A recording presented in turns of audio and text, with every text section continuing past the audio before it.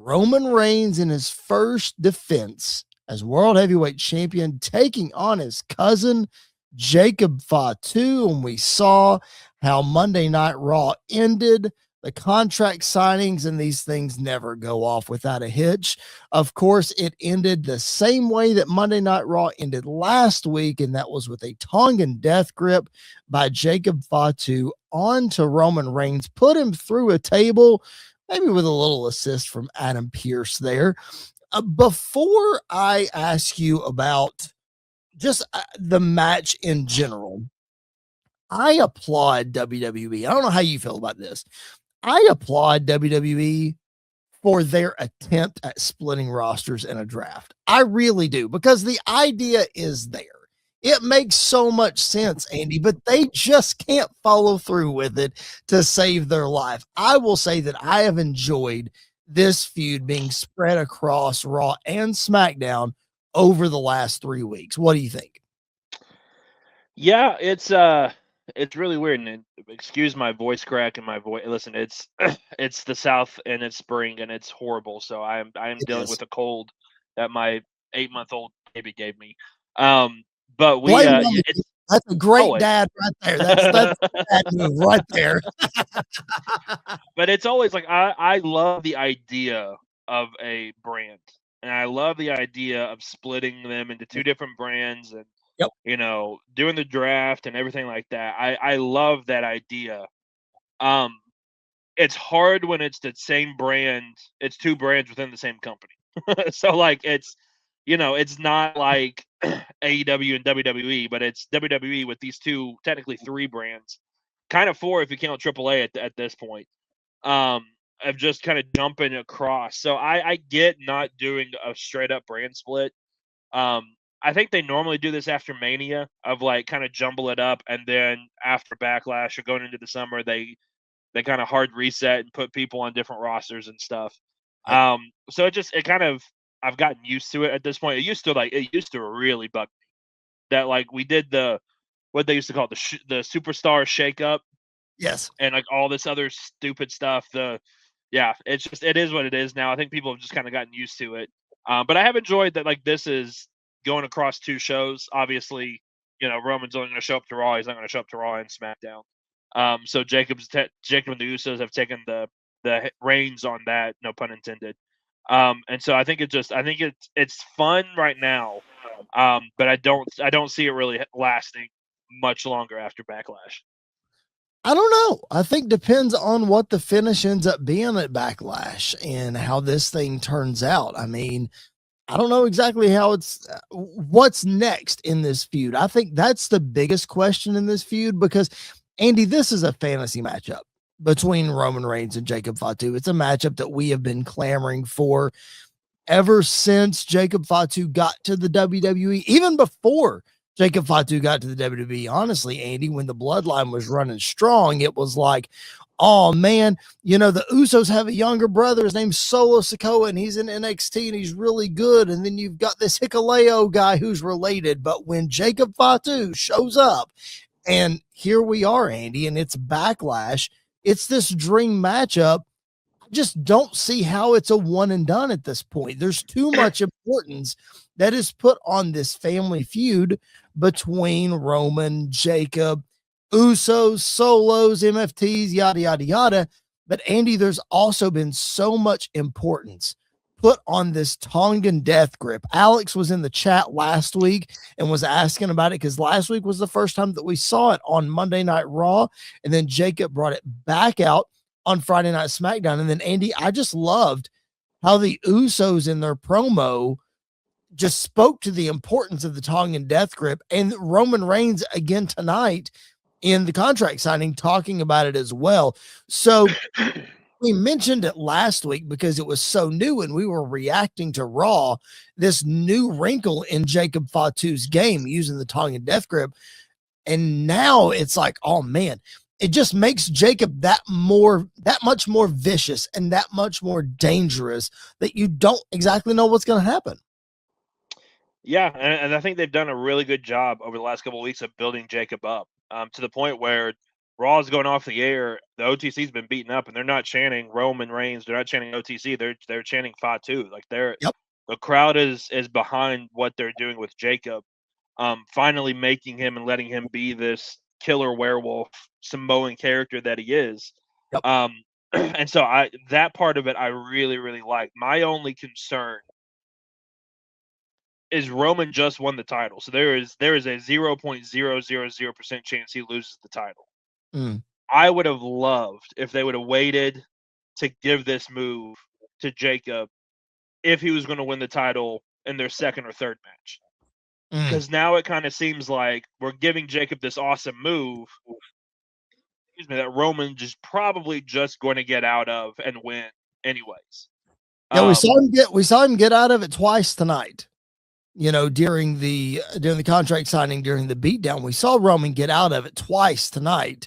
But then ultimately, of course, Jacob put it on him, put him through the table, yada yada yada. Go ahead. Yeah, so I'm a little nervous about it, but I think they're building to something down the line with it.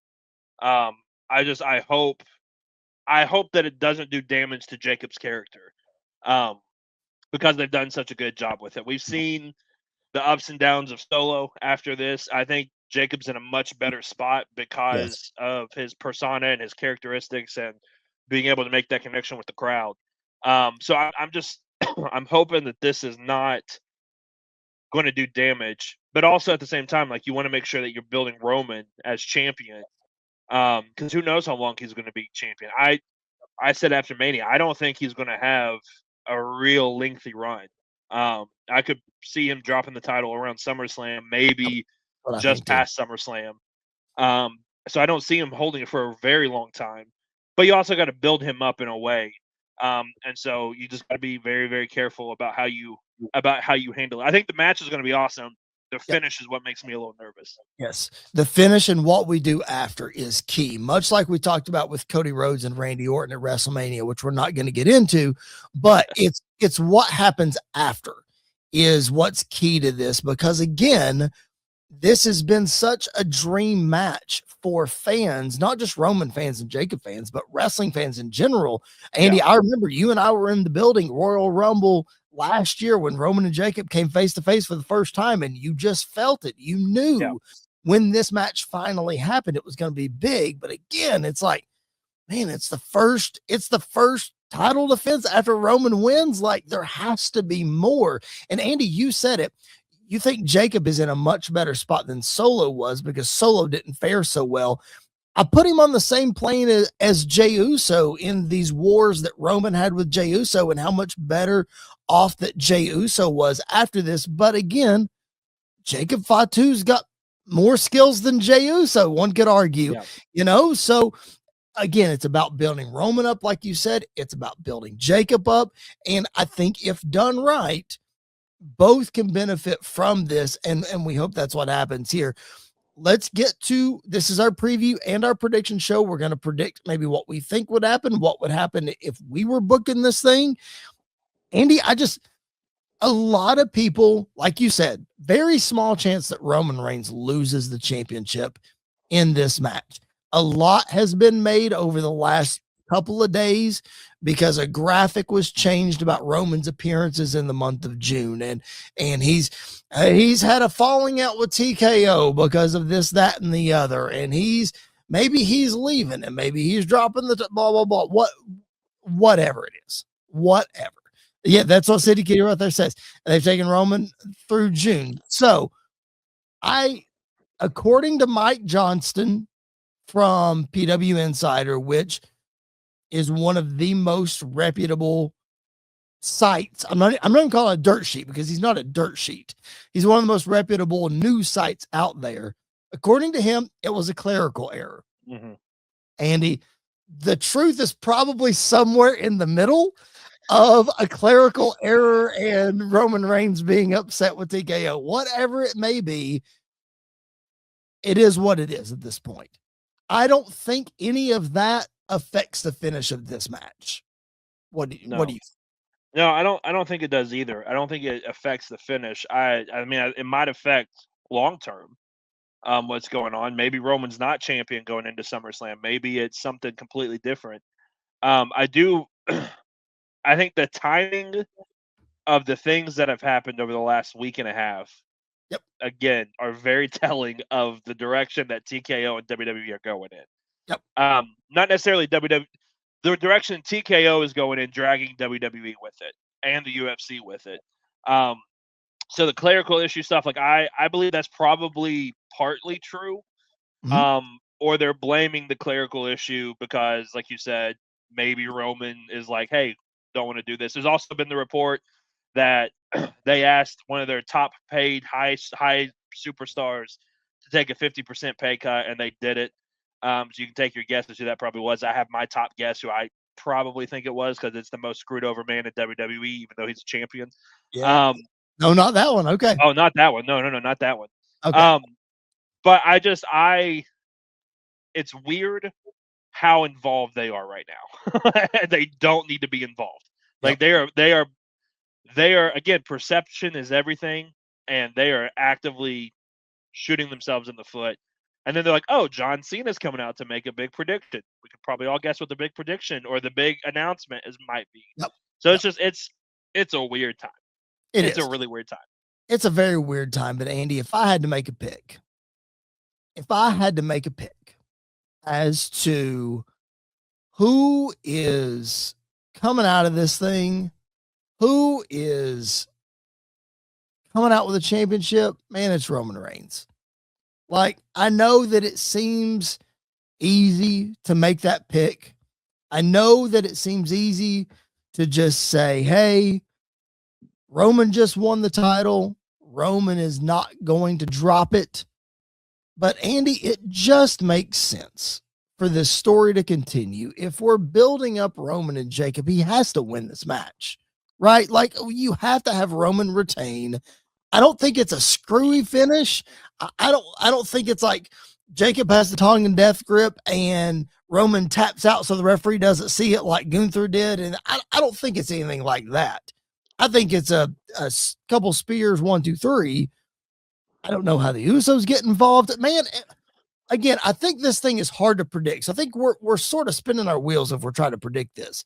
If you were booking this, what would be your best idea as far as either are we continuing this? Like, what are we doing here? Yeah, that's a that's a that's a hard thing to get put into a corner to try to book out of.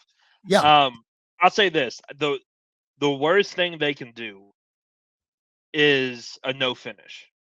Yes, whether it's a disqualification, whether it's a count out, whether it's, oh, Jacob's so incensed and he's so desperate and crazy that he didn't hear the 5 count and he was in the corner and they can't do that. Like that can, if somebody brings that up, they need to be fired immediately and bring somebody else in, because that just cannot happen.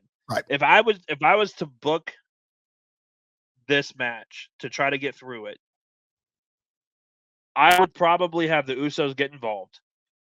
It's a Roman Reigns match, and we didn't have it at WrestleMania, so we got to bring it back.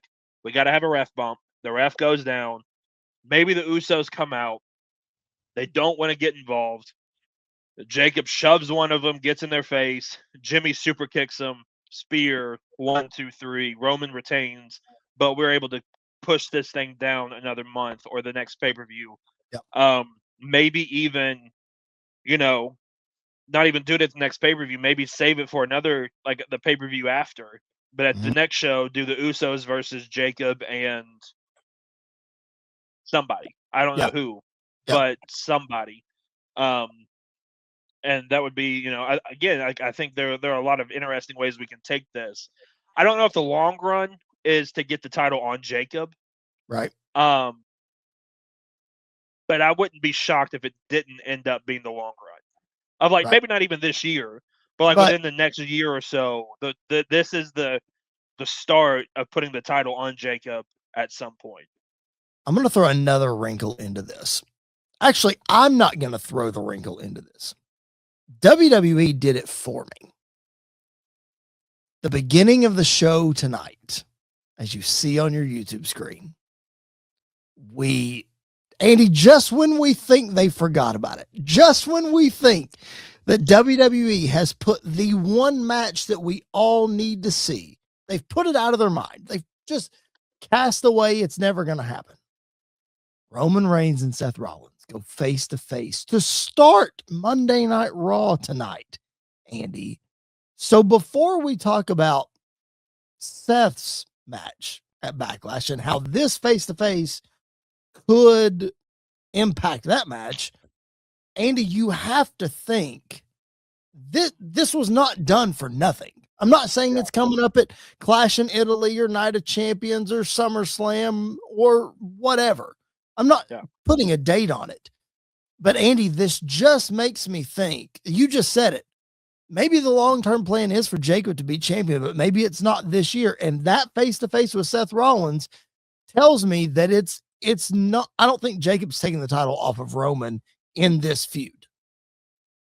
Yeah, and I probably agree with that. I think, after the Raw, after Mania and everything else, that could be the other main event of WrestleMania this year is Roman and Seth finally making that. Boy, it would be something if the first WrestleMania in Saudi Arabia had CM Punk versus Cody Rhodes night 1 or night 2, and the other night had Roman and Seth for, a majority of their fans to not even be at.